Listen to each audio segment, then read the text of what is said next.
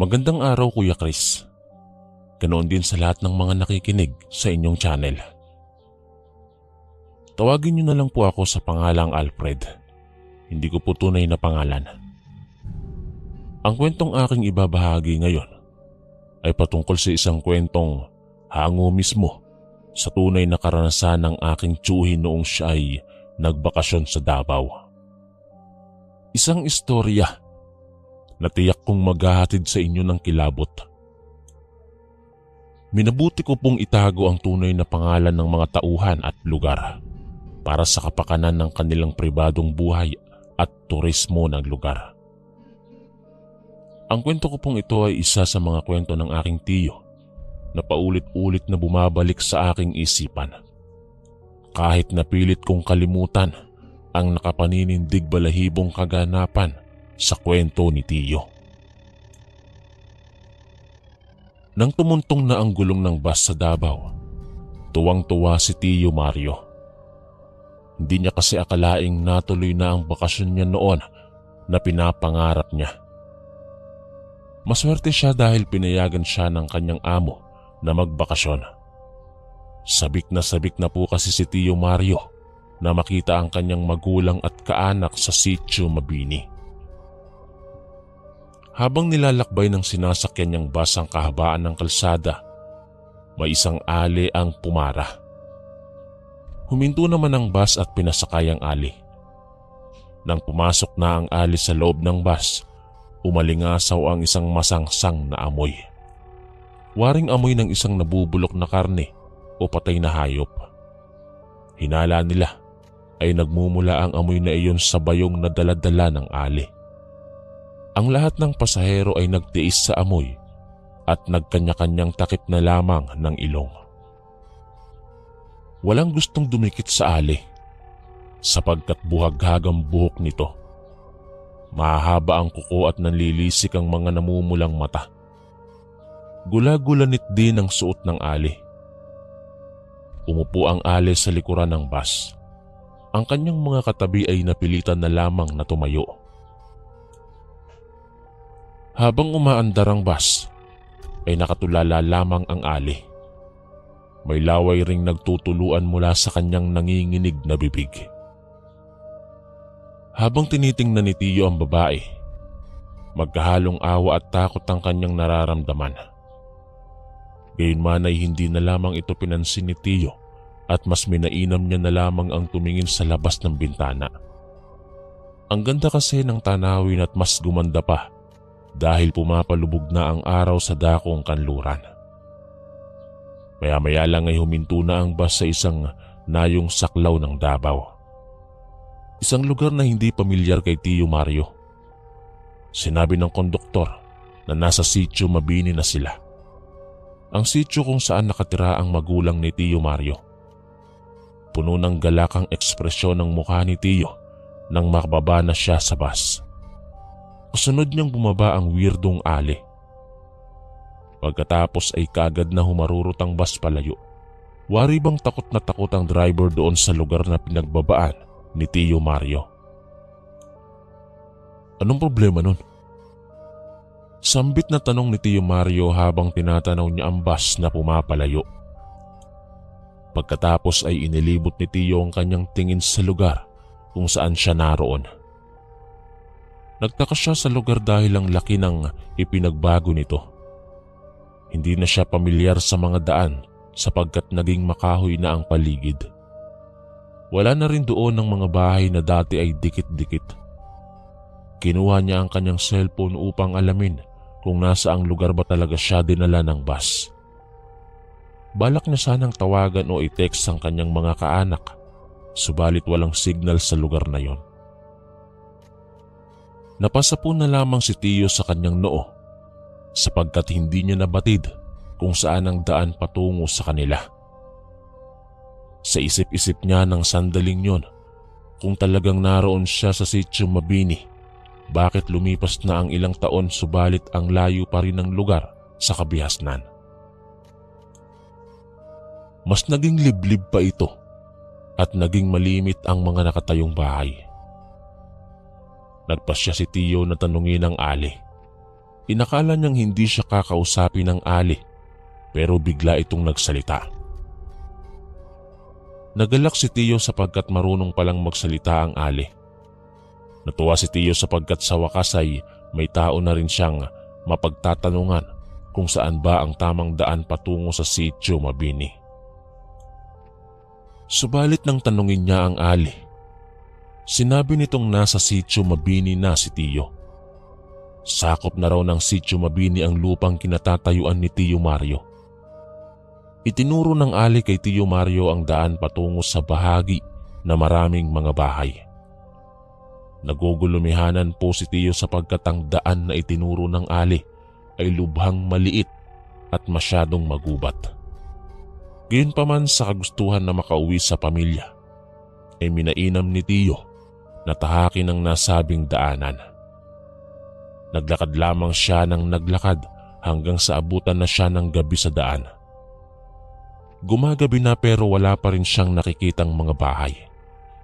Nakasunod naman sa kanyang likuran ang Ali.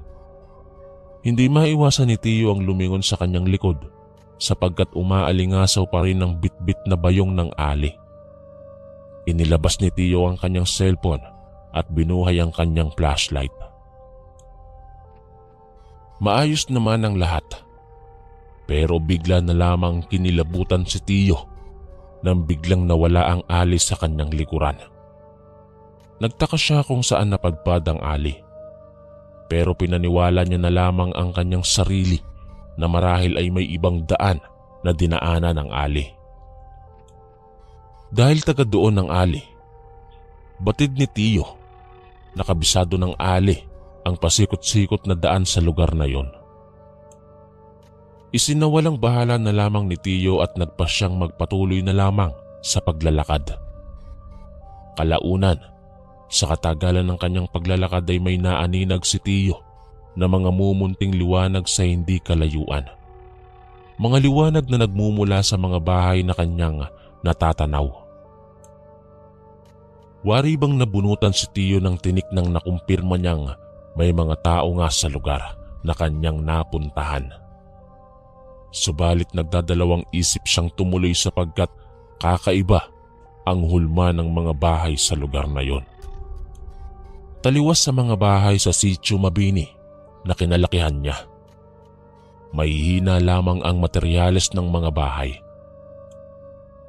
Kahit gabi ay naaaninag ni Tio ang paligid dahil sa tanglaw ng buwan at ilang mga liwanag na nagmumula mismo sa mga tahanan.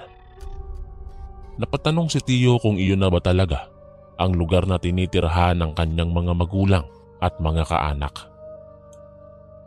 Ang pagkakaalam niya po kasi ay sementado na ang kanilang bahay sapagkat ilang taon na rin siyang nagpapadala ng pera sa kanyang magulang para maipagawa ang kanilang bahay.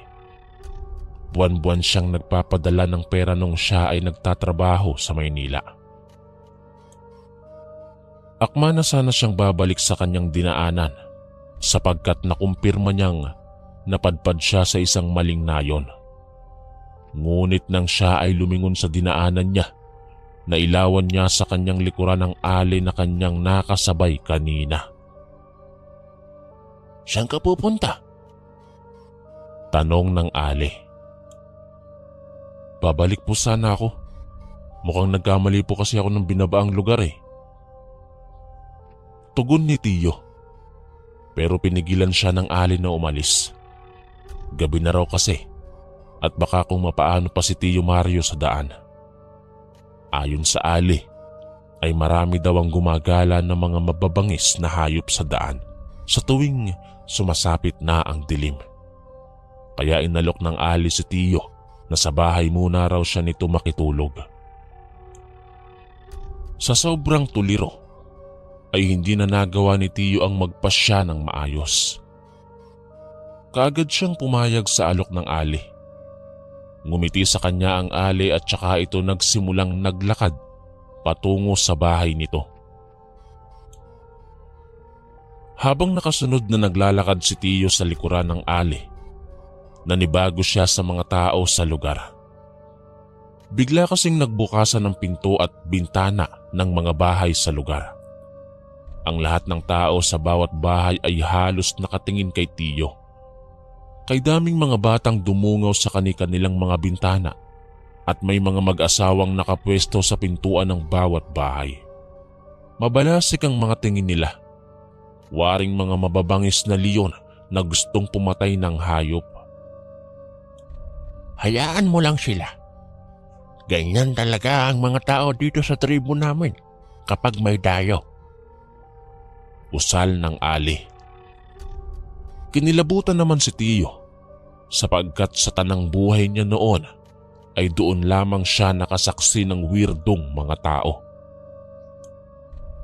Nang marating na nila ang bahay ng Ali, ay agad naman siyang pinapasok ng Ali. Sinindihan ng Ali ang gasera nito at niyaya si Tiyo na umupo. Inilapag ng Ali sa mesa ang dala nitong bayong. Halos hindi masikmura ni Tiyo ang amoy sa lugar na yon. Gustuhin niya mang lumabas pero mas natatakot lamang siya sa mga taong naroon sa labas. Niyaya siya ng Ali na kumain subalit tumanggi si Tiyo. Nawala kasi ang gutom na nararamdaman niya dahil sa masangsang na amoy sa loob ng bahay ng Ali.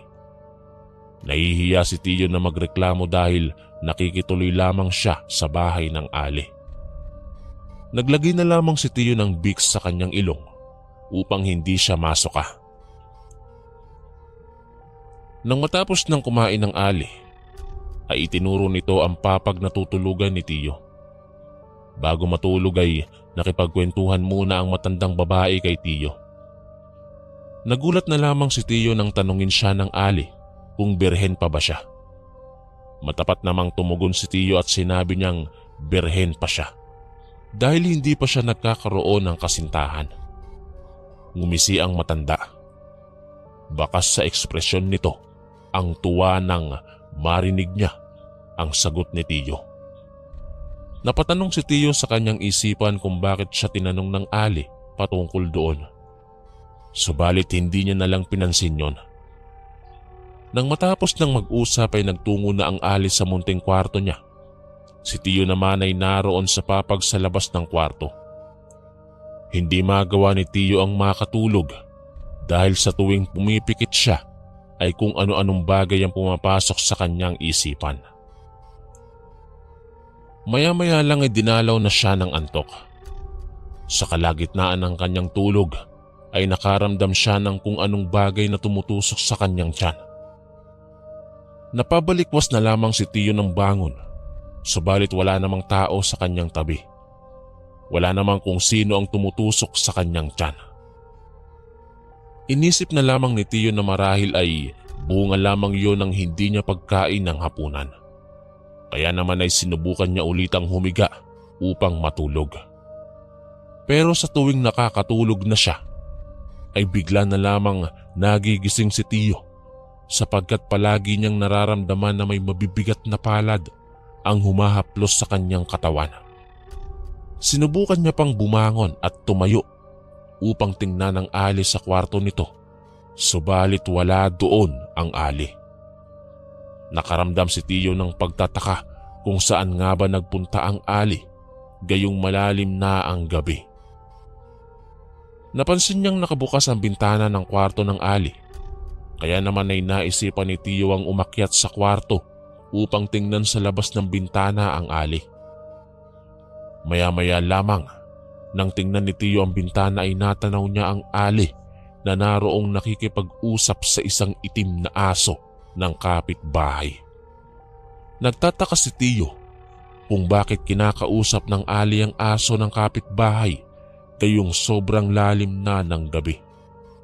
Isa sa ipinagtataka niya ay bakit mas pinili ng Ali na dumaan sa bintana ng bahay kaysa sa pintuan.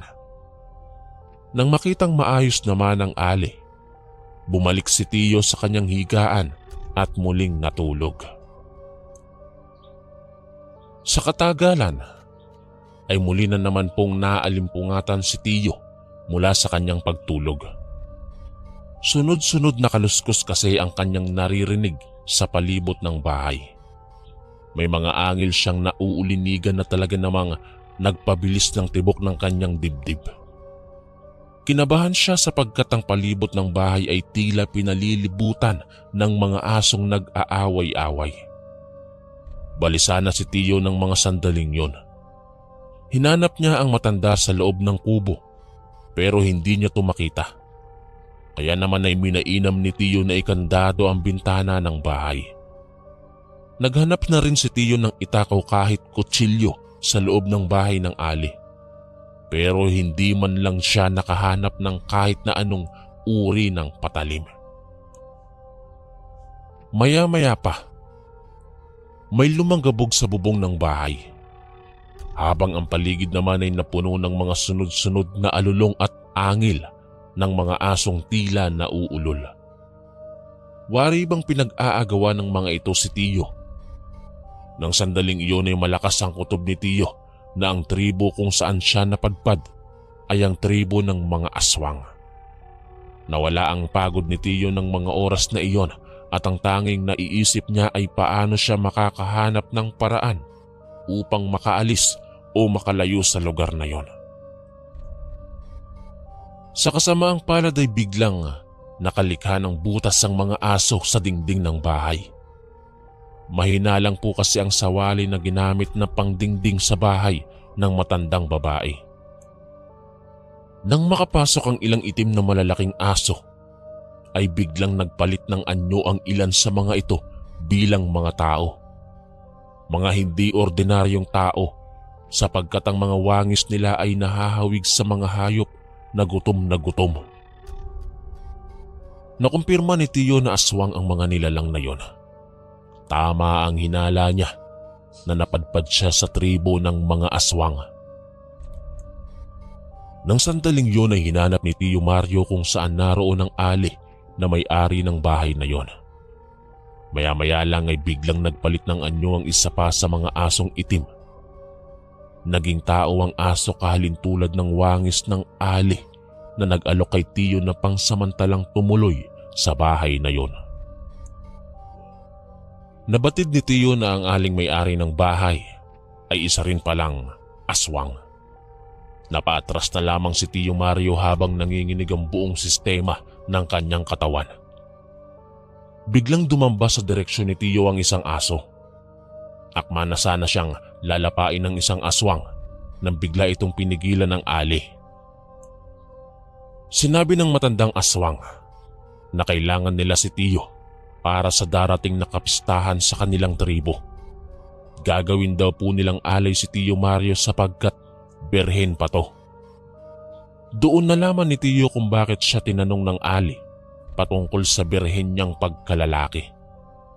Naghahanap pala sila ng berhen na gagawin nilang alay para sa nalalapit na piyesta ng mga aswang.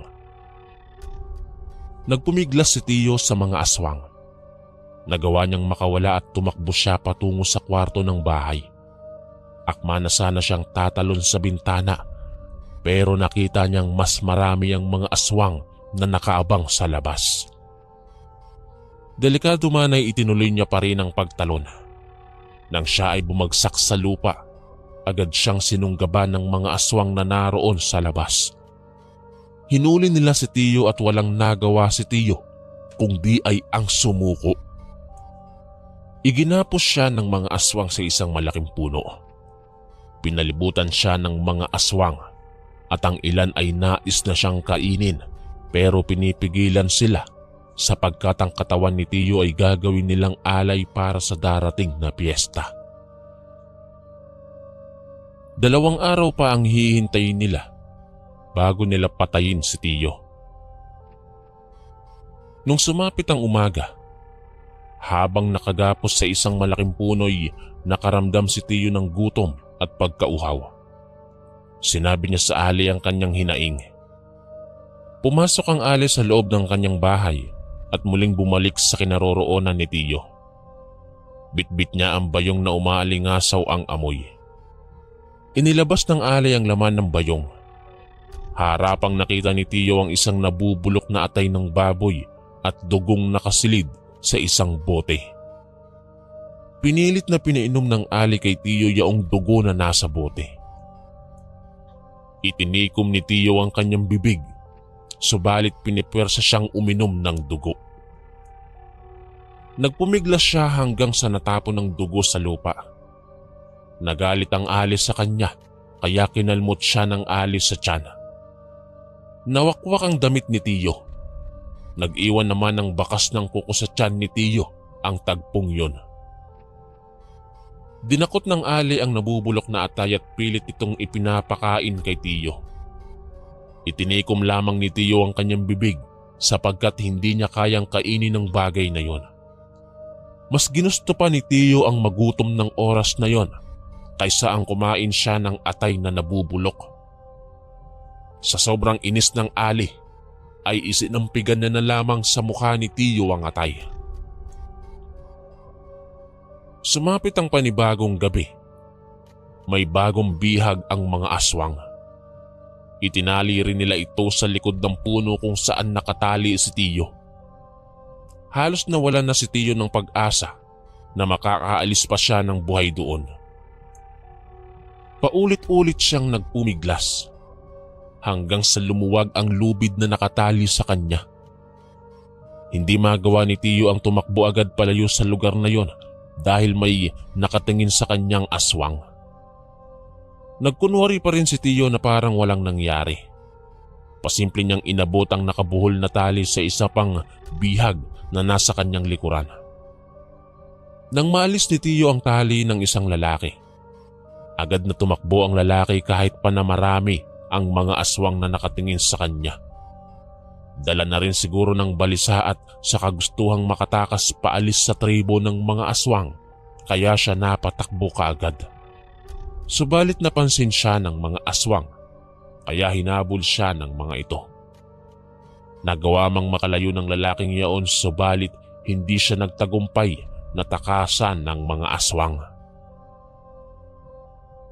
Nagmakaawa ang lalaki sa mga aswang, subalit hindi siya pinakinggan. Mula sa likuran ay dinukot ng isang aswang ang kanyang puso. Ang tagpong iyon ay kaagad na naging sanhi sa pagkamatay ng lalaki. Pagkatapos ay sinunggaban ng maraming aswang ang kanyang bangkay.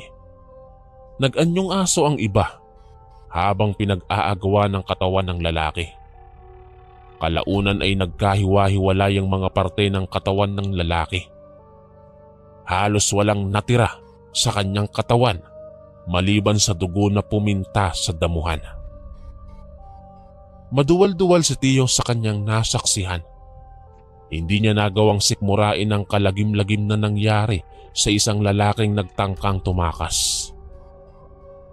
Natakot siya na baka ay sabitin niya rin ang nangyari sa isang lalaki. Naghihintay pa si Tiyo ng tamang tiyempo kung kailan siya tatakas. Halos oras-oras kasing may matang nagmamatsyag sa direksyon ni Tiyo, kaya hindi niya magawa ang tumakas kaagad. Sumapit ang panibagong umaga. Nakagapos pa rin si Tiyo sa puno. Napansin niya ang isang itak na naroon sa hindi kalayuan. Lumingon-lingon siya sa paligid. Nang mapansing walang mga aswang ang nakatingin sa kanya, marahang inalis ni Tiyo ang lubid na nakatali sa kanya. Nang umaga kasing iyon, ay abala ang mga aswang sa kani-kanilang mga bahay. Iilan lamang ang mga nasa labas dahil umaga. Marahang pinuntahan ni Tiyo ang nakita niyang itak. Nang makuha na niya ang itak ay agad siyang bumalik sa puno at itinali ng maluwag ang kanyang sarili. Ikinubli niya ang itak sa kanyang tagiliran. Nang oras na iyon ay bahagyang nagkaroon ng pag-asa si Tiyo dahil sa itak na meron siya. Ang araw na iyon ay ang araw kung kailan gaganapin ang piyesta ng mga aswang. Sa oras na sumapit ang gabi, tiyak na kamatayan ang naghihintay kay Tiyo. Nahirapan si Tiyo na makatakas ng umagang yon dahil ang mga aswang sa tribong iyon ay mapapansing parang mga normal na tao tuwing umaga. Nagagawa nilang lumabas at magpasikat sa araw na para bang mga ordinaryong tao lang. Isa ito sa dahilan kung bakit hirap na hirap si Tiyo na makahanap ng tamang pagkakataon na makawala palabas sa tribo na yon. Pinagmasdan niya ang mga aswang na abala sa pag-aayos sa bahagi kung saan idadaos ang piyesta. Naghanda ang mga aswang ng mga hayop na kanilang makakatay. Nagdisenyo na rin sila sa lugar kung saan nila papatayin si Tiyo. Dahil abala ang mga aswang sa dekorasyon na isinasagawa nila, ginamit ni Tiyo ang pagkakataong yun upang makatakas. Akma na sana siyang aalis nang biglang nakita siya ng ali. Ang nooy ali na nagturo sa kanya ng lugar na yon. Mabalasik ang mukha na nagtungo ang ali patungo sa kinaroroonan ni Tiyo. Nang makalapit ang ali ay pasimpleng hinugot ni Tiyo ang kanyang itak. Itinutok niya sa ali ang matulis na dulo ng itak na yon. Nakita siya ng mga aswang, kaya pinalibutan siya ng mga ito. Kung hindi niyo ko hahayaang makaalis, papatayin ko siya. Nanginginig ang kamay na turan ni Tiyo. Hinawakan niya sa mga kamay ang ali habang ang dulo ng itak ay nananatiling nakatuon sa leeg ng ali. Nang sandaling iyon ay walang nag-anyong aswang dahil umaga. Binigyan nila ng daan si Tiyo upang makaalis sa tribong iyon at hindi binibitawan ni Tiyo ang ali. Nanatili niya itong bihag-bihag habang naglalakad palabas ng tribo. Walang sumunod sa kanila sapagkat natatakot ang mga aswang na baka ay malagasan ng kanilang lahi. Nang makalayo na sa tribo ay hindi alam ni Tiyo kung saan ang tamang daan palabas sa gubat. Pinauna niya ang ali at binanta ang papatayin niya ito kung hindi nito ituturo ang tamang daan palabas sa gubat. Agad namang sumunod ang ali sa kagustuhan ni Tiyo. Subalit umabot na ng tanghali pero hindi pa rin sila nakakaalis sa gubat. Wari bang nagpapaikot-ikot lamang sila sa gubat. Walang kaalam-alam si Tiyo na sinasadya pala ng ali na iligaw si Tiyo upang hindi ito makaalis. Sa sobrang galit ay nagawang idot-dot ni Tiyo sa leeg ng ali ang dulo ng itak. Bagyang bumaon sa leeg ng ali ang dulo ng itak na ikinasugat ng leeg nito.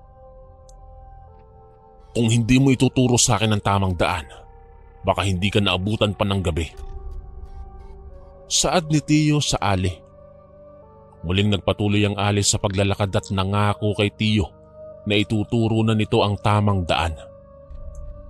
Subalit kagaya ng kanina niya pang ginagawa, nagpaikot-ikot lamang sila sa gubat hanggang sa sumapit ang hapon. Nang mapansin ni Tiyo na pinaglololoko lamang siya ng ali, agad niya itong sinaksak sa leeg at walang awa niyang tinambangan ng taga ang ali hanggang sa ito ay malagutan ng hininga.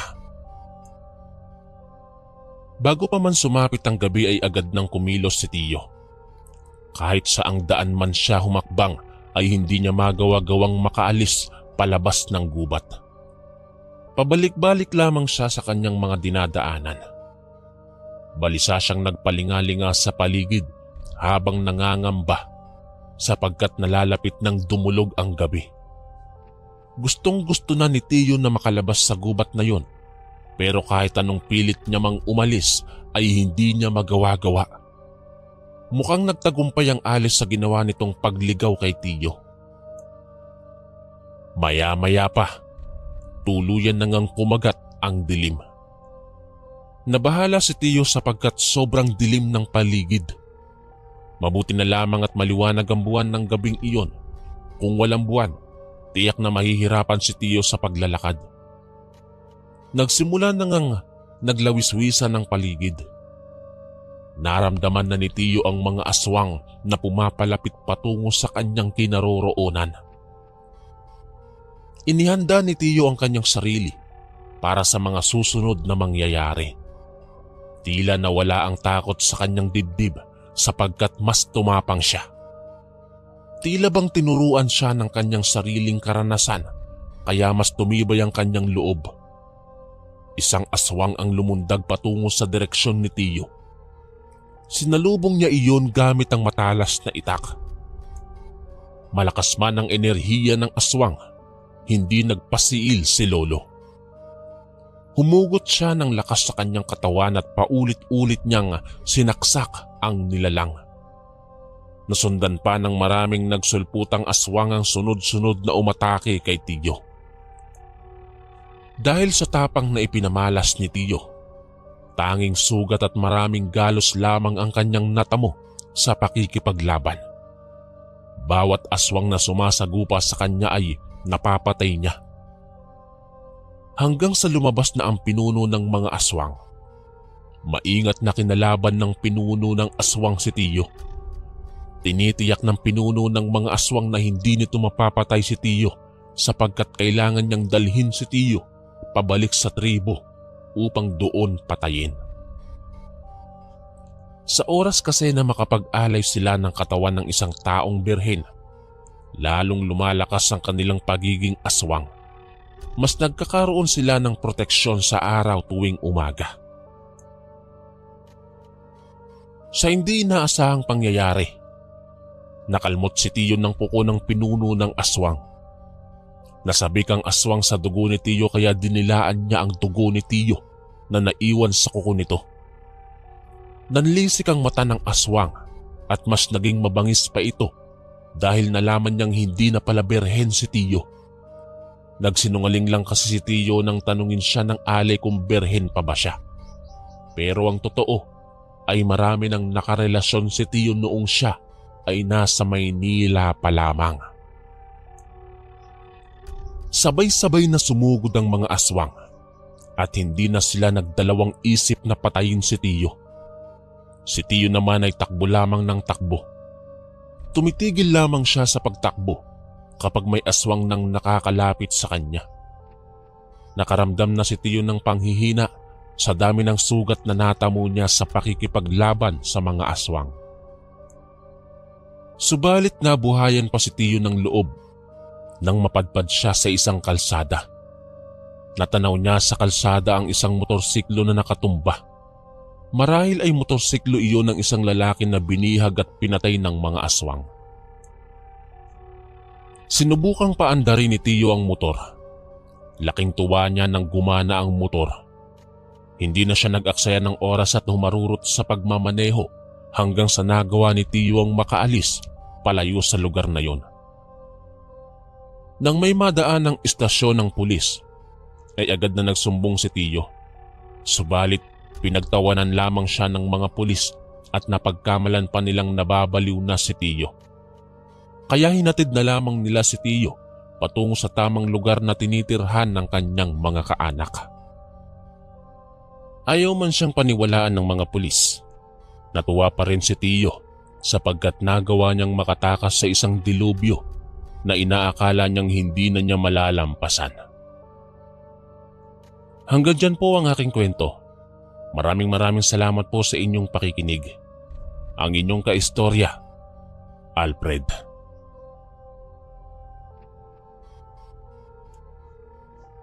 Magandang araw, Kuya Chris. Ako nga po pala si Tonyo. Hindi ko tunay na pangalan. Ang kwentong aking ibabahagi ngayon ay patungkol sa nakakatakot kong karanasan nung ako ay naglayas sa aming bahay. 22 taon ako noon. Hindi ko alam na mapanlin lang pala ang mga nilalang ng dilim, kagaya ng mga aswang. Nagmamaneho ako noon ng aking kotse. Ni isang gamit ay wala akong nadala maliban sa aking sasakyan. Galit na galit kasi ako sa aking magulang dahil pinagalitan nila ako bunsod ng mababang grado na aking nakuha sa klase. Gusto nila na maging isang engineer ako balang araw. Kaya napilitan akong kunin ng kurso na hindi ko naman gusto. Mababa tuloy ang mga grades na aking nakuha sa bawat subjects ng engineering. Mahilig talaga ako sa mga hayop kagaya ng aso at pusa. Nais ko sana ang maging veterinarian, pero pinigilan ako ng aking ina. Malas daw ang mga hayop sa buhay nating mga tao dahil ang mga ito ay walang pananampalataya. Naniniwala kasi ang aking magulang na ang mga hayop ay kasangkapan ng demonyo. Kagaya lang daw ito ng mga insekto na napapasunod ng mga mambabarang. Imbis na makipagtalo, ay minabuti ko na lamang na maglayas. Ginabi na ako sa daan. Tuloy lamang ako sa pagmamaneho dahil hindi ko naman alam kung saan ako pupunta. Hanggang sa napadpad ako sa bahaging may kalsada na bawal pasukin. May nakapaskil na no trespassing. Pero hibang ako sa tagpong naisipan ko ang mag-explore sa kalsadang yon. Bumaba ako sa aking kotse at tinanggal ang harang sa kalsada. Masaya akong bumalik sa aking kotse at nagmaneho papasok sa madilim na daraanan. Nagpatugtog ako sa loob ng aking kotse upang makapag-relax ng bahagya at pansamantalang makalimutan ang aking problema. Sa kalagitnaan ng aking pagmamaneho ay may nakita akong isang babae sa hindi kalayuan. Nakatalikod siya habang nakalugay ang magulo niyang buhok. Sinong matinong babae naman ang mag-isang maglalakad sa gitna ng madilim at lumang kalsada? Ano kaya ang ginagawa niya rito? Akala ko ba bawal pumasok sa lugar na to? Nagtatakang sunod-sunod na tanong ko sa aking sarili. Inihinto ko ang aking sasakyan, subalit hindi pa rin umaalis sa pwesto ang babae. Binusinahan ko na siya upang umalis sa gitna ng kalsada. Pero nanatili pa rin itong nakatalikod at walang kibo. Siguro isang babaeng bayaran lang yan. O baka naman adik na nantitrip. Ang lakas naman ng tama niya. Usal ko sa aking sarili. Paulit-ulit kong binubusinahan ng babae. Pero ayaw pa rin nitong umalis. Para siyang estatwa na nakatayo lamang. Sa sobrang inis ay bahagya akong nalingat. Nang muli kong ibaling ang aking tingin sa direksyon na kinaroroonan ng babae, ay wala na ito roon. Kinusot ko ang aking mga mata. Subalit, nandoon na ulit ang babae. Nanlilisik ang mga matang nakaharap sa akin. Sa pag-aakalang pinaglalaruan lamang ako ng aking guni-guni, ay kinusot ko ulit ang aking mga mata. Sa pangalawang pagkakataon, ay nawala ulit ang babae. Ano ba, Tonyo? Nababaliw ka na naman. Turan ko sa aking sarili at napasapo na lamang ako sa aking noo dahil parang masisiraan na ako ng bait. Nagpatuloy ako sa pagmamaneho at maya-maya lang ay biglang may lumagapak sa bubong ng aking kotse. Napabusina ako ng malakas sa sobrang pagkagulat. Kinuha ko ang aking cellphone at binuhay ang flashlight nito at saka ako lumabas upang tingnan kung ano ang bumagsak sa bubong ng sasakyan. Sanga lang pala. Sambitla ako nang makita ang isang malaking sanga. Tumingin ako sa itaas upang tingnan kung anong klase ng puno ba ang sangang iyon. Nagsitindigan ang aking mga balahibo sa braso at batok. Dahil sa aking pagtingala ay pinagpawisan ako ng malamig matapos makitang umalog ang sanga ng punong balite. May nakita akong anino doon sa taas ng puno na bigla na lang nawala at lumipat sa iba pang mga puno. Nang mga oras na iyon ay inisip ko na lang na matching ang aking nakita dahil lubhang makahoy ang lugar. Bumalik na lamang ako sa loob ng aking kotse at nagpatuloy sa pagmamaneho.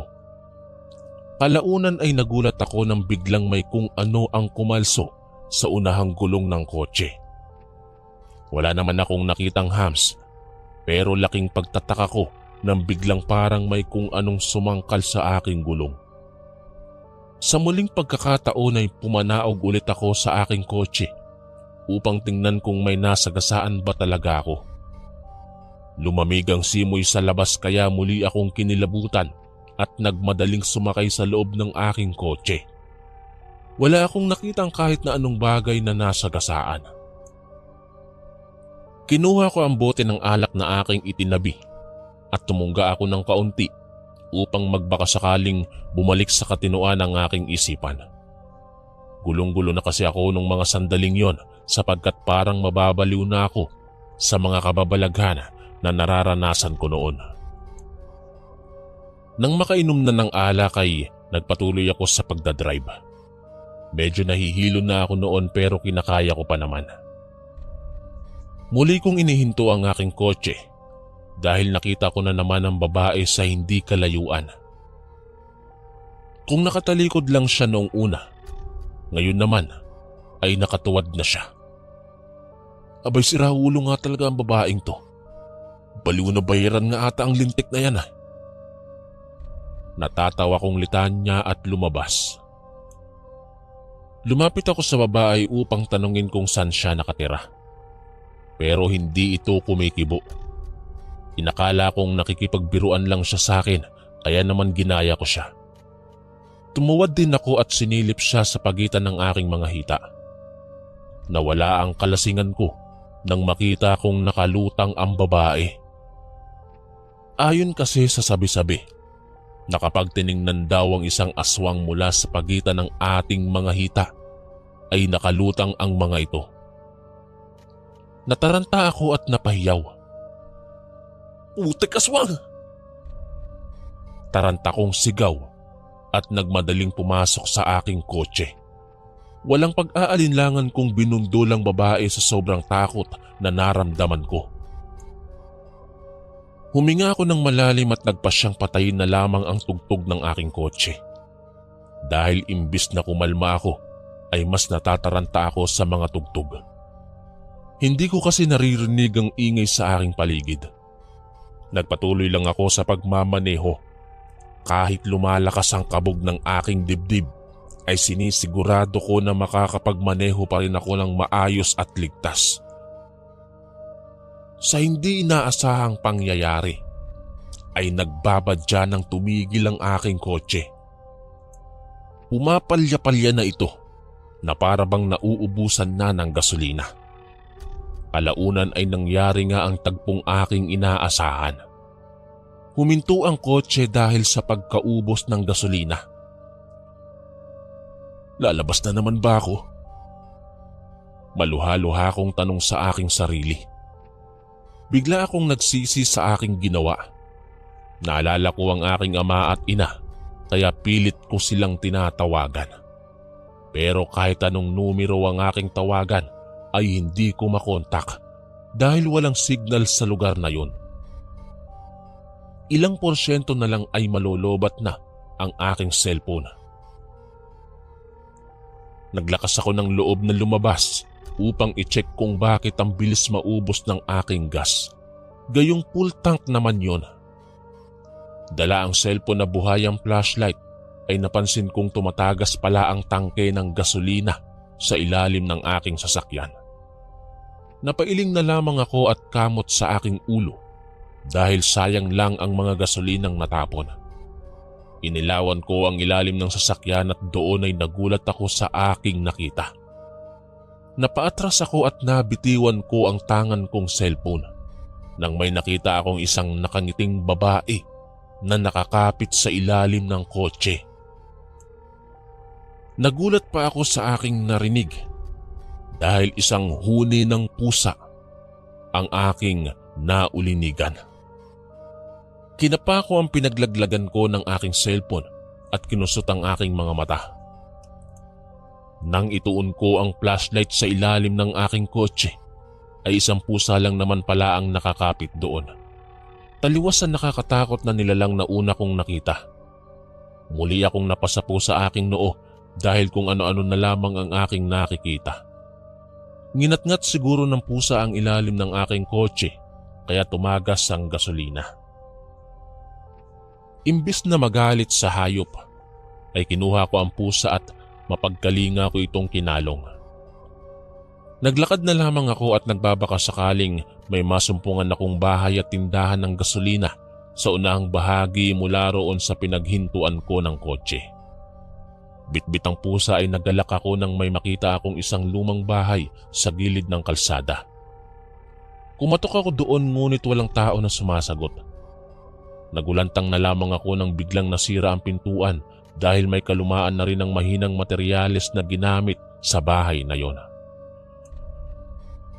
Pumasok ako sa pintuan at nang mapansing walang tao ay naghanap ako ng silid na maaari kong tulugan ng pansamantala. Umakyat ako sa hagdanan upang tingnan ang pangalawang palapag. Nang may makitang matinong higaan ay natulog ako doon katabi ang pusa. Naisin ko mang manatiling imulat ang aking mga mata, pero mas pinili ko na ang pumikit. Baka sakaling makatulog ako ng mahimbing matapos ng mga kababalaghang nangyari. Maya-maya pa'y isang kalmot sa dibdib ang bigla kong naramdaman. Napilitan akong imulat yaong aking mga mata at kabado akong tumingin sa aking dibdib noon na kung saan nakapatong ang pusa. Wari bang pilit binubuksan nito ang aking dibdib sa di malaman na kadahilanan. Tinaboy ko ito gamit ang mahina kong boses, ngunit nakayuko lamang ito. "Umalis ka riyan, alis!" Mahina akong litanya. Dahan-dahang iniangat ng pusa ang kanyang ulo mula sa pagkayuko. Kakaiba ang tingin nito na kakakitaan ng bangis na kay hirap tukuyin. Ilang beses akong kinalmot nito sa muka. Pilit kong tinataboy ang pusa sa aking muka pero mahigpit ang kapit ng kuko ng hayop na yon. Hibang akong napatayo na naging dahilan sa mahabang kalmot mula sa aking muka paibaba sa aking paanan. Nanghihina akong lumabas upang sana'y takasan ng pusa. Gumagapang ako pababa ng hagdan habang kinakalmot ng pusa ang aking likod. Kinuha ko ang cellphone sa aking bulsa upang magsilbi kong flashlight. Tumatakbo ako pabalik sa aking kotse habang ang pusang humahabol sa akin ay nag-anyong babae. Kahalintulad ng babaeng kanina ko pa nakikita.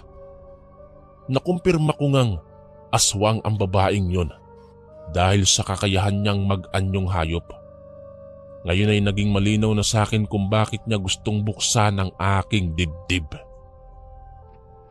Nang mga oras na iyon ay inubos ko ang lahat ng natitira kong lakas upang marating ko ang kotse. Batid ko kasing mas matibay pa ang pintuan ng aking kotse puwera sa lumang bahay na tinuluyan ko kanina. Sa kabutihang palad ay nagawa kong marating ang kotse at kaagad akong pumasok sa loob. Sumampa ang pusa sa unahan ng aking kotse at paulit-ulit nitong kinalmot ang bubunga ng aking sasakyan. Aligaga akong tumatawag sa aking magulang upang humingi ng tulong pero wala pa ring signal sa lugar. Sa sobrang pagod at panghihina ay hindi ko na malayang nakaidlip na pala ako sa loob ng aking kotse. Maswerte ako dahil nagising na lamang ako kung kailan ay umaga na. Kanina pa pala ako pilit na ginigising ng mga pulis na naroong kinakatok ang bintana ng aking kotse. Kaagad kong ibinaba ang bubong ng bintana upang makausap ang mga pulis. "Bata, trespassing ka na. Kanina ka pa inirereklamo ng matandang babae na may-ari nitong lupa." Saad ng pulis. Lumabas ako sa aking kotse at tinignan ng matandang babae na naroong nakadungaw sa bintana ng lumang bahay. "Aswang ang matandang yun!" Sambit ko sa mga pulis. Pero pinagtawanan lamang nila ako at dinala sa presinto. Tinubos ako ng aking mga magulang kaya pinakawalan ako ng mga pulis. Ganun man ang nangyari, ay natuwa pa rin ako dahil sa wakas ay nakaalis ako sa nakakatakot na kalsadang aking napuntahan. Dahil doon ay natroma ako at nagsimulang natakot sa mga pusa. Hanggang ngayon ay natatakot ako kapag may pusa akong nakikita. Bumabalik kasi sa aking alaala ang nakakakilabot kong karanasan dahil sa minsan kong pagiging pasaway sa aking mga magulang. Hanggang dito na lang po. Maraming salamat po sa pagbasa ng aking kwento. More power po and God bless.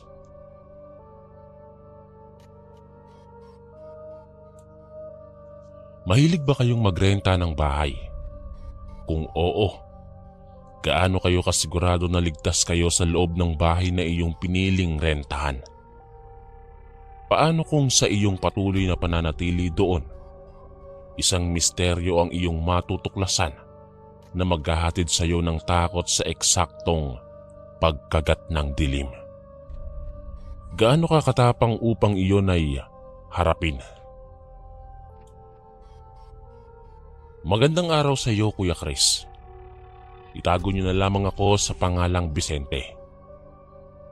Ang kwentong aking ibabahagi sa inyo ay tungkol sa nakapaninindig balahibong karanasan ng aking lolo noong siya ay nangupahan ng bahay sa isang lugar sa Iloilo na sinasabi nilang bulwagan ng mga aswang.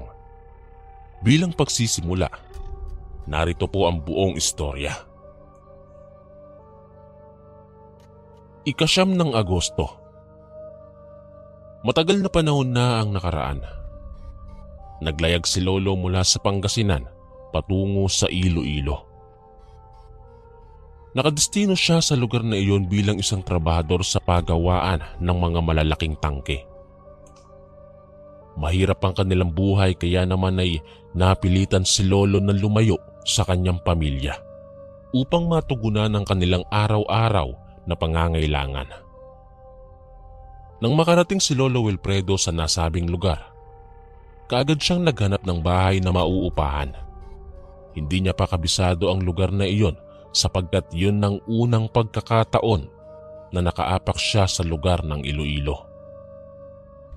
Nagtanong-tanong si Lolo sa mga taong nakasalamuhan niya kung saan daw pwedeng makahanap ng bahay na rerentahan. Yung malapit lamang sa kanyang pinagtatrabahuhan.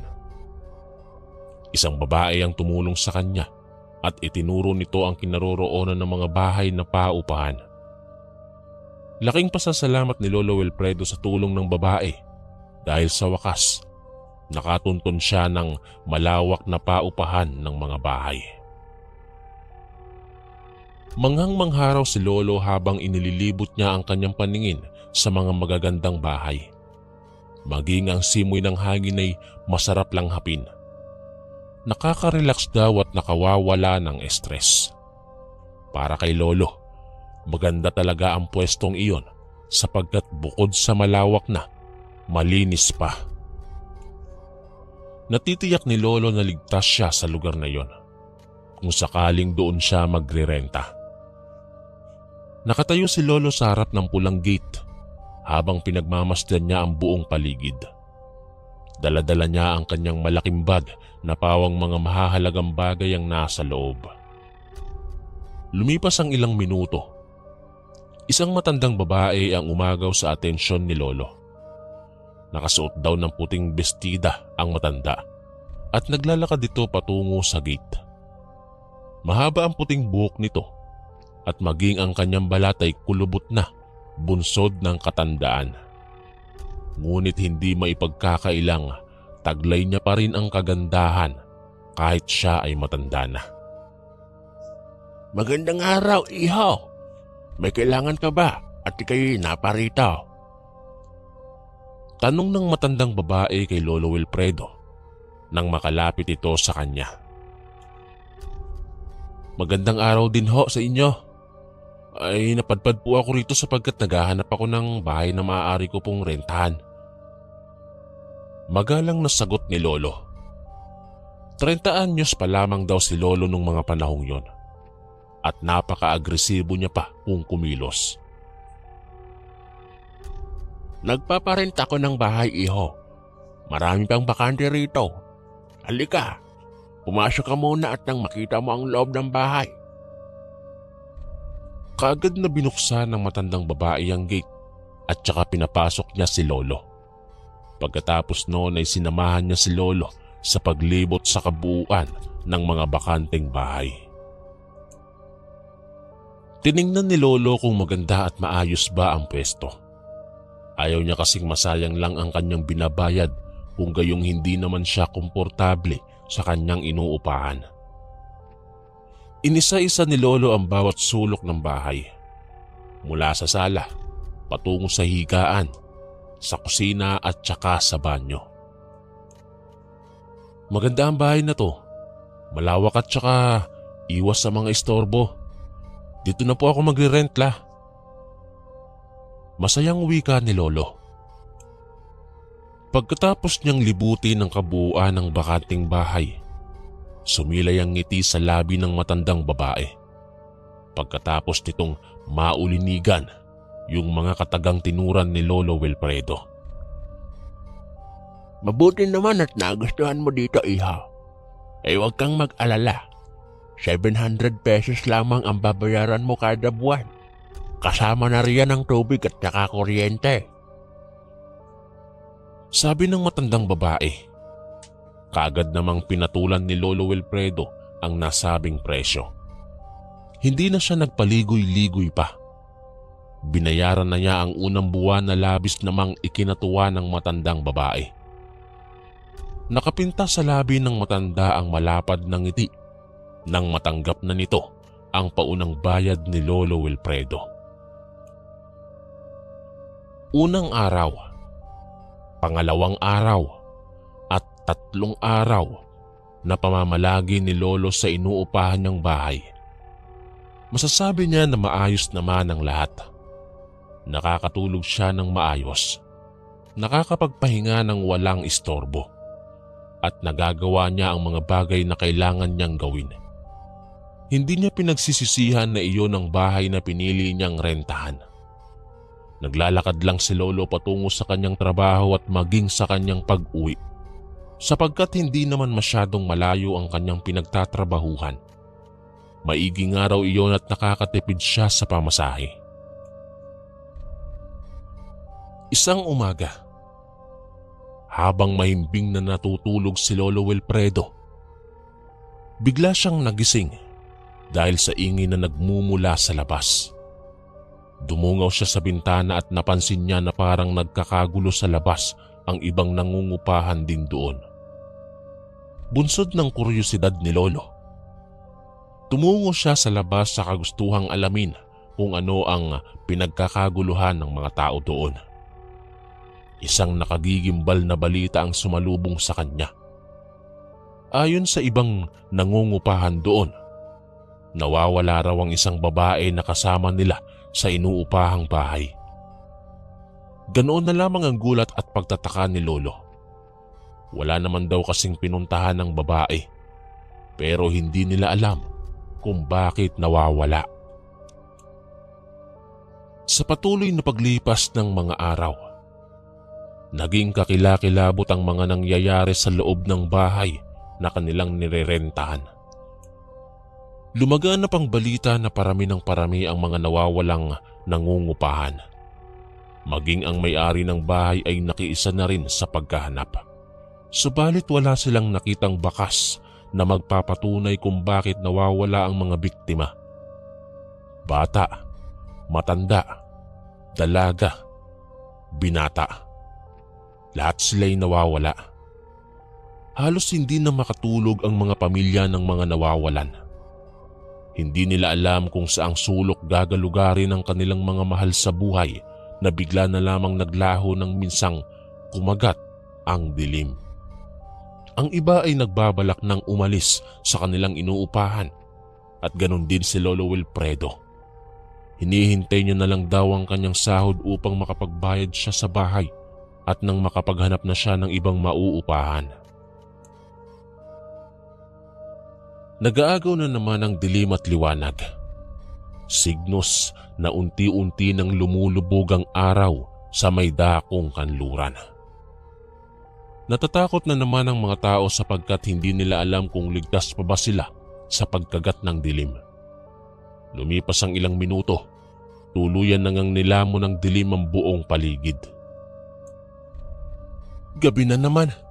Nako, mag-iingat kayong lahat at baka may mawala na naman sa atin. Nababahalang wika ng isang babae na kapitbahay ni Lolo Wilfredo. Kararating lang ni Lolo galing sa kanyang trabaho noon. Oo nga, natatakot na talaga ako kapag papalapit na ang gabi. Ano ba kasi ang nangyayari dito? At parami na ng parami ang nawawala sa mga nangungupahan. Wika naman ng isang babae na sa tingin ni Lolo ay 50 anyos na. Halata raw sa tono ng kanilang pagsasalita na natatakot sila sa tuwing nagsisimula ng mamaalam ang araw. Nakikinig lamang si Lolo sa usapan ng mga kapitbahay niyang babae at hindi nagtagal, pumasok na siya sa loob at saka nagluto para sa kanyang hapunan. Pagkatapos kumain ni Lolo, natulog na siya sapagkat maaga pa siyang papasok sa trabaho. Bandang 12:00 ng gabi, nagising daw si Lolo dahil sa mga yabag na kanyang narinig sa loob ng kanyang bahay. Inaantok pa siya nung mga oras na iyon pero pinilit niyang magising. Kakaiba ang kanyang pakiramdam. Hindi siya komportabling matulog. Nagsimula na siyang magmatsyag sa buong paligid. Binuksan niya ang ilaw at saka muling humiga. Laking gulat ni Lolo nang biglang may humila sa kanyang paa. Napasigaw siya ng malakas. Muntik pa siyang mahulog sa kanyang kama nang tingnan niya ang kanyang paa.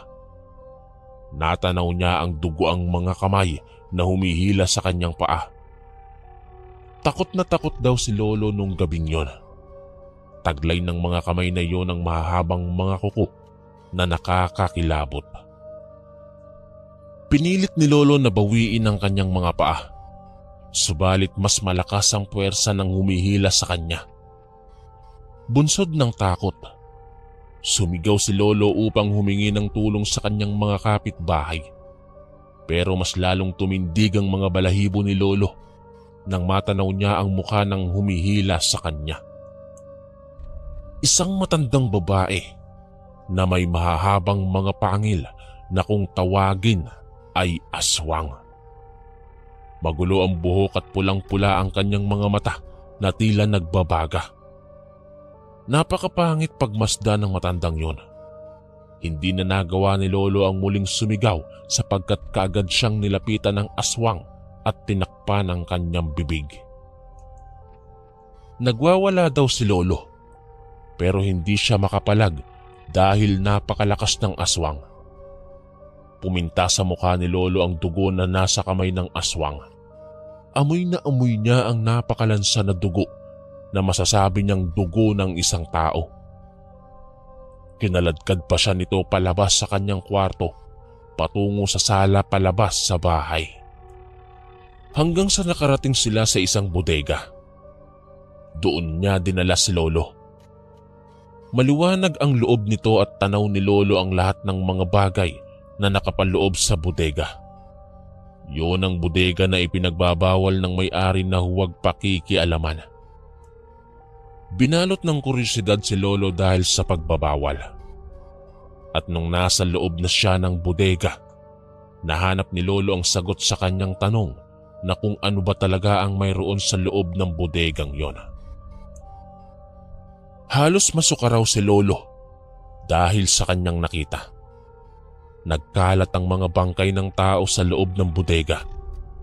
Ang iba ay inaagnas na. Doon din natagpuan ni Lolo ang mga nawawalang nangungupahan. Wala nang buhay ang mga ito at wala na ring mga saplot. Maging ang mga lamang loob ay hindi na rin maapuhap. Dahil sa natuklasan ni Lolo sa bodega, napagtanto niya na ang matandang babae na nagmamay-ari ng bahay na kanilang inuupahan ay isa palang aswang. Siya pala ang dahilan kung bakit bigla na lamang naglalaho ang ibang nangungupahan. Nanginginig na ang buong katawan ni Lolo. Nakakakilabot ang bumungad sa kanyang paningin. Kinaladkad siya ng aswang patungo sa kinaroroonan ng malaking kawali. Tanaw ni Lolo ang kumukulong tubig at isang ulo ng tao na lumulutang. Diring-diri si Lolo sa kanyang nakita. Nahihirapan siyang tumakas mula sa mahigpit na pagkakahawak ng aswang. Nakikita mo ang ulo na iyan. Ulo mo naman ang isusunod ko. Wika ng aswang at humalakhak. Parang demonyo raw ang tawa ng aswang. Takot na takot daw si Lolo at akala niya yun na ang kanyang katapusan. Nakahanap siya ng paraan Buong lakas niyang tinulak ang aswang sa kumukulong tubig na naging dahilan ng pagkasubsob nito sa kawali. Nagsusumigaw daw ang aswang bunsod ng sobrang init ng tubig. Napakalaki ng kawali at kasyang-kasya roon ang ulo ng aswang.